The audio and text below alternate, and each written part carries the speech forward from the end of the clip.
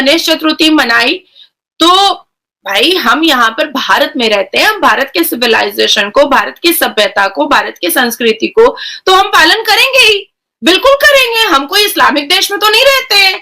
आप इमेजिन कर सकते हैं कि इंडिया की ताकत का अंदाजा ये लगा लें कि 6 अरब ममालिक के फॉरेन मिनिस्टर्स को एक टेबल पर बिठा लिया। गणपति बप्पा मोरिया के जो नारे हैं वो सिर्फ इंडिया में नहीं बल्कि यूएई के अंदर देखे जा रहे हैं। गणपति बाबा मोरिया के जो नारे हैं वो यूएई में इतनी ऊंची आवाज से सुनाई दे रहे हैं, हर तरफ चहल पहल है और बहुत ज्यादा जो ये मूर्तियां हैं वो नजर आ रही हैं। पाकिस्तान को इस टाइम इंडिया की जरूरत है, इंडिया को पाकिस्तान की जरूरत नहीं है। क्योंकि उनके तमाम मुस्लिम कंट्रीज के साथ, जैसे बड़े बड़े 3 मुस्लिम कंट्रीज मैं आपको गिनवा देता हूँ, यूएई ने अवार्ड दिया, इजिप्ट ने उसको अवार्ड दिया, उसके बाद सऊदी अरेबिया ने दिया। नरेंद्र मोदी साहब की प्रेसिडेंट बाइडेन के साथ फेयरवेल मीटिंग होगी, यानी प्रेसिडेंट बाइडेन का ये फेयरवेल है।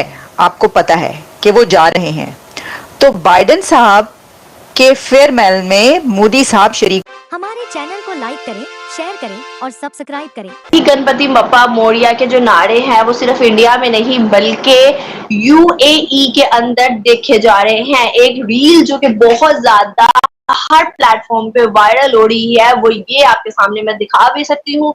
This is not India, this is UAE. और गणपति बाबा मोरिया के जो नारे हैं वो यूएई में इतनी ऊंची आवाज से सुनाई दे रहे हैं, हर तरफ चहल पहल है और बहुत ज्यादा जो ये मूर्तियां हैं वो नजर आ रही हैं। यूएई एक इस्लामिक कंट्री है, मंदिर बन रहे हैं, दूसरी तरफ बहुत ज्यादा हिंदूज जो हैं वहां पे अपने कल्चर और अपने रिलीजन को आम करते जा रहे हैं। क्या वजूहात है? यूएई बहुत प्रेफरेंस दे रहा है इंडियंस को, हिंदूज को, क्या वजूहात है? अनम ऐसा है कि हर एक धर्मों की खूबसूरती और हर एक धर्मों को पालन करने वालों को एक रिस्पेक्ट देने की जरूरत है। हमारा अल कुरान भी लकुम दीनकुम वलिय दीन कहता है कि आप अपने धर्म की इज्जत करो और दूसरों को उसके धर्म की इज्जत करने दो।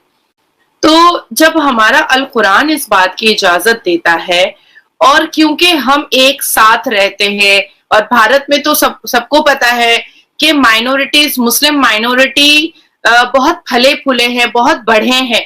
आप अफगान देखो तो क्योंकि वहां पर हिंदू माइनॉरिटी थे वो खत्म हो गए। आप पाकिस्तान देखो, हिंदू माइनॉरिटीज को आप लोगों ने मार काट करके खत्म कर दिया। उसके बाद आप तालिबान देखो, वहां पर हिंदू माइनॉरिटीज को मार काट करके खत्म कर दिया गया। उसके बाद आप ईरान देखो, वहां पर भी हिंदू माइनॉरिटीज को काट मार करके खत्म कर दिया गया। और अब हालिया में बांग्लादेश को हम लोगों ने अपनी नजरों से देखा है। इसमें कोई इतिहास के पन्ने खोलने की जरूरत नहीं है। जिस शेख मुजीबुर रहमान ने बंगालियों को पाकिस्तान से लड़ करके बांग्लादेश बना करके दिया, और आज वही हमें दिखाई दे रहे हैं कि बंगा बंधु शेख मुजीबुर रहमान के स्टैचू पर वो सुसु कर रहे हैं। वो शेख हसीना और शेख मुजीबुर रहमान की बेटी का इनर गारमेंट को वो लहरा रहे हैं हवा में, हिंदुओं को मार रहे हैं। और जो इंट्रीम जो एक सरकार बनी है वो जमात इस्लामी के लोगों से बैठ करके गौर तालाब कर रही है। वहां पर हिंदू जितने भी ब्यूरोक्रेट थे, जितने भी टीचर्स थे, प्रोफेसर्स थे, छोटे छोटे बच्चे थे, उनको मारा काटा गया है। उनके मत्थे पर पिस्टल रख करके उनको या तो कन्वर्ट करवाया गया है, इस्लाम कबूल करवाया गया है, और या तो फिर उनको उनकी नौकरी से निकाल दिया गया है। यहाँ तक के बांग्लादेश के जितने भी इस्लामिक प्रीचर और प्रीस्ट हैं, उन्होंने कहा है कि जिनको ला इलाहा आता है वही आईएएस के चेयर पर बैठेगा, जिसको ला इलाहा आता है वही आईपीएस के चेयर पर बैठेगा, जिसको ला इलाहा आता है वही बड़े बड़े पदों पर बैठ सकता है। इसके अलावा शिक्षा का, एडुकेशन का कोई वैल्यू नहीं है।